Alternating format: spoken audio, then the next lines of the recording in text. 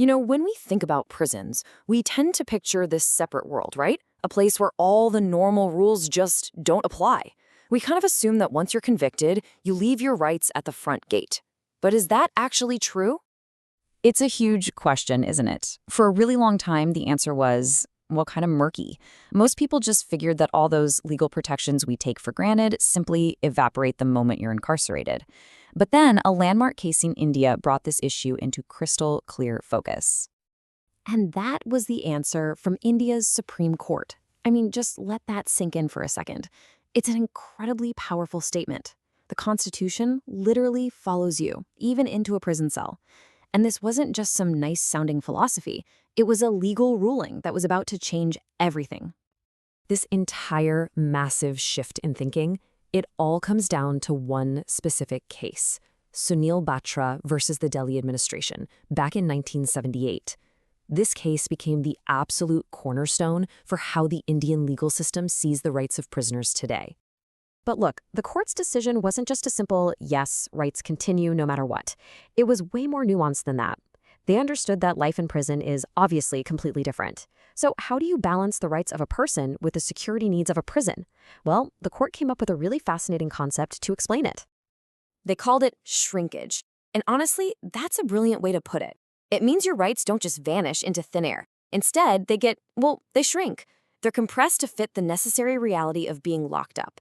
So you don't lose them, but their scope definitely changes. This chart shows exactly what that shrinkage looks like in practice. So out in the world, you have complete freedom of movement. You can hang out with whoever you want. Inside prison, yeah, not so much. Those rights are pretty much gone. But, and this is the key, the fundamental rights, like the right to life, to dignity, to be protected from torture, and to have access to justice, those absolutely remain. Okay, so now that we get this shrinkage idea, what did the court actually decide in the Sunil Batra case?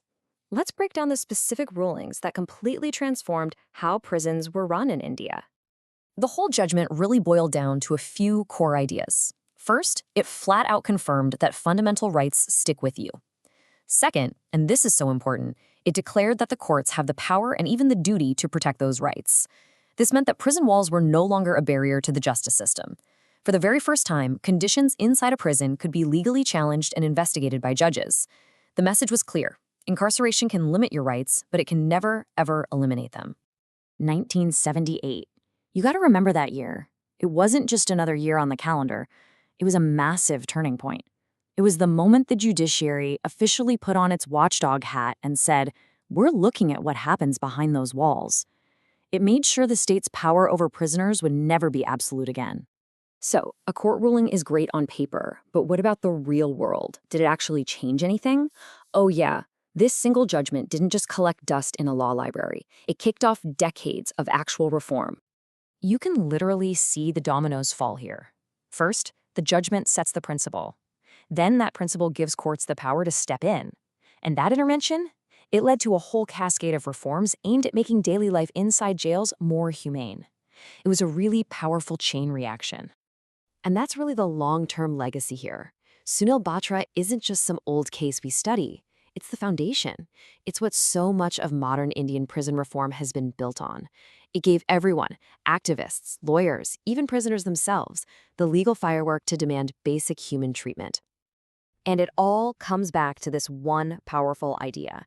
This sentence is basically the engine for the entire reform movement. It gave the judiciary the key to unlock the prison gates and shine a bright light into a world that for way too long had been hidden from everyone. So, this landmark case set a vital standard almost half a century ago. But it leaves us with a challenge that is still very real today. How do we, as a society, keep walking that fine line between the need for security and the absolute necessity for human dignity? The conversation that Sunil Batra started is one we all have to keep having.